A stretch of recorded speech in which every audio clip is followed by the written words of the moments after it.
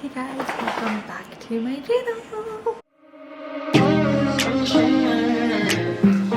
Today we're just kind of just doing just a mood reading week. It's the last week of May, so let's do it. It's Memorial Day, but we are doing nothing today because, like I said, over the weekend we got burnt out. That's kind of just where we're at in life today. We're just gonna relax at home. And yesterday we had a really bad storm here in Tennessee, Kentucky, and all the other areas. So please pray for everyone that were hit by tornadoes and things like that. Our tree actually fell out front. To show you guys, it's really bad. But this week, or I'm going to try to finish this today or tomorrow, but Gothic Anna, this is the book that my dog literally ate. I'm only 148 pages. I started this, when was it? Maybe either Thursday or Friday, but I haven't really read much this weekend because we've been on the go and we had a family in town. Also, my sister-in-law got me my first Stanley. Look at this. And I love it. I just need to buy us some cute little charms and things to just accessories for it so that I can send to her and get some for myself as well. We're going to be reading Gothic Anna. It's just giving me really gothic vibes. I don't really know how to explain it. She comes from a town where everyone kind of just, she's kind of like the outcast, her and her mother. She's, I believe, 20, 21, something like that, and she gets an invitation to go to the, is it Vernamore? I don't even know what this was called. Something like that. Vernamore? I don't know. That sounds like I'm butchering it. Oh, University of Vernamore. Yeah. In the prologues, we get Vad's point of view and what this old witchy lady ends up telling him. And then we get her prologue, which is just a whole different thing. Anyway, she hears these voices in her head and she has, I think, always heard them. And it's just giving me witchy vibes. I'm not really sure, gothic witchy vibes. And somehow like they're like fated to be together in some way. If you read the prologues, then that's kind of what I got. In Vad's prologue, we see that like the witch tells him like a lot of deaths is going to happen around you until the one with the purple eyes, until you meet the one with the purple eyes or something crazy like that. And in this school there's just weird different things. Every black ball someone goes missing, people have committed suicide, so there's like obviously something darker going on there. There's these sales going on that the students know about the Slayers, and which is a group of people that went into town and killed a whole bunch of like the town people in the woods by their university and things like that.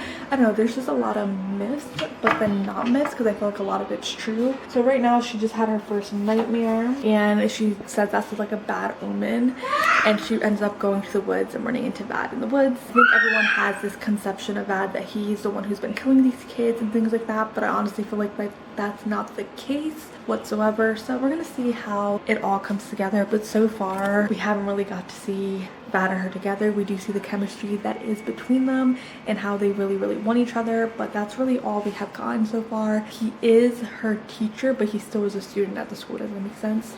So I guess the teacher that taught the literature course or whatever left or something along those lines, and he took over to teach only first year because he's still a student. Students and teachers cannot be intermingling with one another, can't be together, nothing like that. But he's a tricky one because he's still a student. Does that make sense? So fine line in between there, but it's going. I'm really liking it. So that's what I'm going to be doing for the day, and probably eventually go outside and pick up sticks and things like that out of the backyard and kind of try to get it together. That's what the goal is going to be. So we'll see how the rest of the day goes. To read, that's what I'm going to do now for a little bit, and probably watch some YouTube while I do this. Literally just put on this cardigan because it's freezing inside my house. And Wednesday I did not finish. I sound congested. I feel like I'm getting sick. I hope not. I do not need to get sick anytime soon. So we're doing Gothic Anna. Yesterday I decided to kind of start like this Wattpad book or whatever, and I got sucked in because somehow they always suck me in. But I'm on chapter 24, so I'm literally about to be done with it. I have like this much left that I'm most likely going to finish this morning. That's the goal this morning. I have no clue what book I'm going to read next for my mood reading. But yeah, so anyways, Gothic Anna, my thoughts. I think she thinks, we find out that her parents are schizophrenic. Oh, her dad was because he passed, but like her mom is schizophrenic, and she believes that she's schizophrenic because she keeps hearing voices, just seeing things, stuff like that. But I personally just think that it's just the university and it's haunted, and she has a very good knowledge and presence and very in tune with this, not supernatural, but like with spirits and things like that. And I think she just doesn't even realize that she's that in tune with it. She's kind of just thinking in her head that she's crazy when in reality she's not. She should have known that after she told him to drain the lake. I don't know, it's just weird gothic vibes, but I'm loving it. I'm loving how dominant he is of her, and I'm loving how she loves it, and I'm loving it. So I'm just like, yes girl, get your man, get your man. Okay guys, so it is later on in the day. It's 6:54. I came on to tell you guys that I finished Gothicana and I'm giving it 3.5 stars. So let me just wrap up my thoughts. Okay, first off, I love Jade until I did not love her anymore, which if you read it, then you know exactly why I don't love her anymore.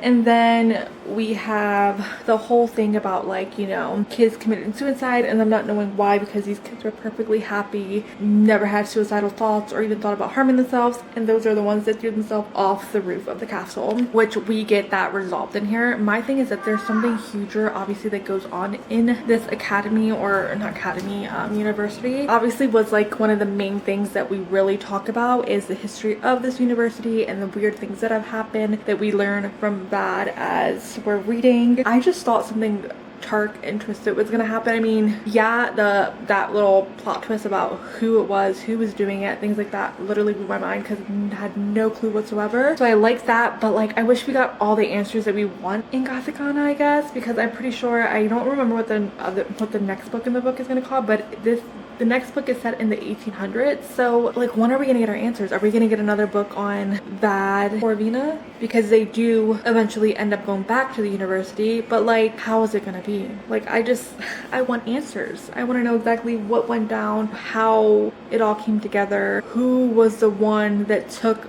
Rob, is that her name? Was that her name, or was it Ron? It might have been Ron, to the lake. Just different things like that we didn't get answers to. I need the answers to. Does that make sense? So I think that's why I give it a 3.5. I think in my head I thought something very dark and twisty was gonna eventually happen, but I really loved Vad and Corvina's relationship.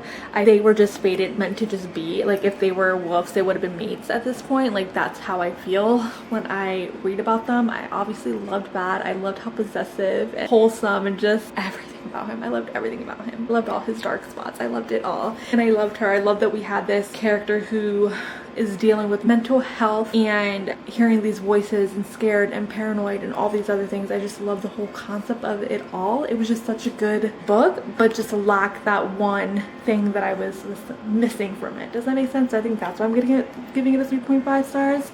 Now I just started, maybe like, I am reading Don't Let Me Fall by Kelsey Ray, and so I've been looking at this series and wanting to read this series. I think the books in the series is all about a different couple, and the one that I'm reading right now is he is attracted to his best friend's girlfriend, but his best friend is literally a piece of shit and cheating on her. So he's basically gonna step in and do what his best friend can't do. That's the gist that I got from it as I'm currently reading. I'm only on page 35, but it's going really good. It's fast paced. I'm loving the writing so far. I think the main female character, is her name Alyssa? I can't remember what her name is. But, oh, Ashlyn. She's kind of naive, doesn't really believe that her boyfriend, who's the golden boy of the hockey team, is now doing his dirt, which he is. We learned that like in the first 2-3 chapters that he's a dirtbag. He is sleeping with puck bunnies left and right, has like basically this rule that if they say anything to her, then they're basically going to be blacklisted. So like, nobody's saying anything to her, and the players aren't saying anything to her either, because they know that on the ice that he's going to like rock their shit basically. So that's kind of like what I'm getting. That's kind of the vibes I'm getting from it. So far, I'm really liking it. Cole is the best friend that just came back. He got kicked out of his university for sleeping with his professor's wife. So if that's telling you something, he's like the bad boy. He used to play hockey, he was really good at it, and then quit. And we don't know, I think something happened to his dad from the gist that I'm getting, but that's kind of just all I've gotten so far. So we're gonna keep reading and I'll update you guys. Good morning, guys. It's Thursday. Last night I stood up and finished Don't Let Me Fall. It was probably one of the easiest books to read right to the point. There was not a lot of character development or anything along those lines. It was just a fun read, I guess you can say. I don't know if I explained to you guys about what this story was about. So basically it's about a guy who comes back into town, Colt, because he got expelled from his tech school and his mother ends up getting him into LAU. Actually, I don't even think we ever find out what LAU actually stands for, but whatever. He ends up going back to LAU because his mom has connections and gets him into LAU, and kind of just trying to get him back on the right track. Since his father passes away his senior year, he's kind of just felt guilty and doesn't care to get all these achievements because he doesn't believe that he deserves them. Running into Ashlyn at a light, and she's like dead staring at him, like, you know when you see a hot guy and you're just staring at them in your car? That's what she was doing. He ends up airdropping her a note saying his name and, hey, this is for the cutie who was looking at me at the light or something like that with his number. It was just super cute the way he wrote it out. And she has a boyfriend. She's like, why am I acting like this towards this guy? Like, I don't even know. Yes, he's hot, but like, no, I have a boyfriend. So she ends up deleting the note with his number and all that. Find out that that's her boyfriend's best friend. So you're kind of feeling like a lot of tension at the beginning because Logan is literally a piece of shit. Like, you read right from the beginning, he's literally a piece of shit. He's cheating on her with multiple girls every single night. When she needs him or they plan something, he's like always like can't show up or just something. He always has an excuse. It just becomes like a thing, and he's seeing that he's like, she deserves everything. She's so innocent, an angel, whatever the case may be. He's seeing all this and he's like, if you're not gonna take care of your girl, I'm gonna take care of her. So cute to watch them fall and resist one another and all of it. I loved reading it. I gave it 3 stars just because it wasn't anything that was like, oh my god, like life-changing. It was just literally a fun, easy read to read, and I'm probably gonna want to continue the series because I think the next book in it is Blakely, who is Colt's sister, and Theo, who is Colt's best friend. But yeah, it was kind of like a love triangle, but like a love triangle where like I liked, because like, you know that the one guy did not deserve her because he was doing all this shitty shit that was evident that she was never going to forgive him for. Does that make sense? This morning I need to find something else to read. I don't know exactly what I'm going to read. I don't know what books are. I'm just looking at my phone on my Kindle. I don't know what books I have on here. I do have Charlie Love Sequel Book 1 called Rich. I don't really know what that one's about, but it has audio with it, so I got it. I do have the 3rd book, Lawless, that I need to read in the Harrow Creek series. Stand and Defend, that one sounded good. I think that one's like a best friend or her boyfriend's best friend or something like that, and the same thing kind of happens. Like, he has the best friend end up leaving and he ends up taking care of her. I don't know, it was just something along those lines. It sounded good as well. I don't know if I want like a fantasy or not, but I have House of Ash and Shadow, House of Beating Wings, Twilight of Embers. I literally have so much Kindle Unlimited books. It's kind of really, well, Kindle Unlimited and just Kindle books in general. I don't know, I'm gonna look and see what we're gonna read next. I have no clue. I feel like I need to look at a lot of these synopsis this time around to see. I'm like in a specific mood, but I don't know what specific mood I'm in. Does that make sense? I don't know, mood reader life. I'm not really sure what's going on, but. So I picked a book. I am reading How to Get Revenge on an Ex. Can't remember exactly who it's by, but I'll put it on the screen. And it's going. Don't mind my big forehead either, but it's going. Basically, we're following Bailey and Zach, and I think his name is it Logan? Oh, Grayson. His name is Grayson. Grayson and Bailey are together, but he ends up cheating on her with Zach's girlfriend, and Zach is Grayson's best friend. And Bailey and Zach know each other because they grew up next to each other. They're neighbors, and they grew up together until they became to that age where they kind of grew apart and like couldn't stand each other. So basically, Zach comes up with the plan that like to get back at Grayson, they need to pretend like they've been hooking up behind his back or something like that to get back at him so he can feel what he made Bailey and him feel. As we're reading, we're seeing that Bailey was just such a people pleaser, especially when it came to him. She wanted to be the perfect girlfriend, the perfect kind of everything, without even realizing like she was doing things but like waiting for Grayson's approval for it. I don't know, you could just tell that Grayson's just a dirtbag altogether, especially doing that to his best friend and his girlfriend. So they're currently slowly making him jealous by like flirting in front of him and things like that. So we're gonna see how it comes out. I'm on page 108. There's 276 pages, so I'm definitely gonna finish this before bed tonight. But yeah, I'm gonna keep reading. That's kind of just the gist of what's going on. So I want to know what's gonna happen once they come out and how it's all gonna. Obviously, we know they're gonna eventually really start dating. At least I hope so. We're gonna see how it all comes together and what happens, how Grayson feels if he comes out with the truth and says like, hey, like I've been doing this behind your back this whole time anyways, or how he's going to go about it, you know. My Thursday, that last book, I can't remember exactly what it was called, but I gave it 2 stars. It was definitely like we knew what was gonna happen from the beginning type of vibes. It was kind of just like a easy, just quick, fun read, I guess you could say. It was more like to the point. There wasn't like more like a lot of details of after and just things in general. I don't know if that makes any sense what I'm trying to say. Not that it was bad or anything, it was just like I said, just a fun quick read, and there wasn't really death or anything to it. I mean, the main female character, Bailey, dealt with anxiety, panic attacks, just things like that, like a lot of just self-analyzing and self-doubting and just second-guessing herself a lot, I guess you could say. Today's Friday. I have no clue what I'm going to read for today. Today is obviously the last day of the week for this mood reading vlog. I have no clue. Don't even have my Kindle here, but we're going to look at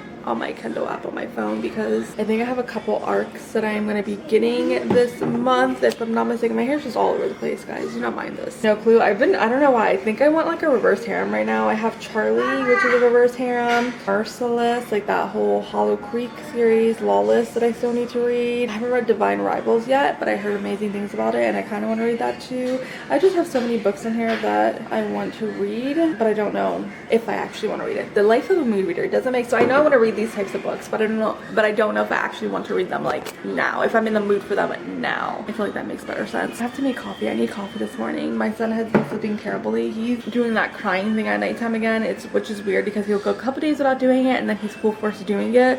Also need to really edit today. Probably what I'm gonna do most of the day today is edit. I'm trying not to talk as fast and really speak slowly so that my words come out, because sometimes when I'm editing I'm like, what did I just try to say? So I don't even know, because I'm just like speaking so fast and it kind of just all blends into one, which I never realized that that's how I talk. Since editing and, you know, doing YouTube videos, I notice all these little things now, so I'm like, girl, slow it down. Kind of just where I'm at in life this morning. Okay, so I have my earpods in because I'm about to edit before doing anything else, but I'm gonna read Powerful. I literally just got it this month too. We all know that Powerless is probably one of my favorite YA fantasy romances that I read this year. Definitely gave the Hunger Game vibes, but I never read the Hunger Game books. I only watched the movie, so I can't really compare, like, you know, the two that much.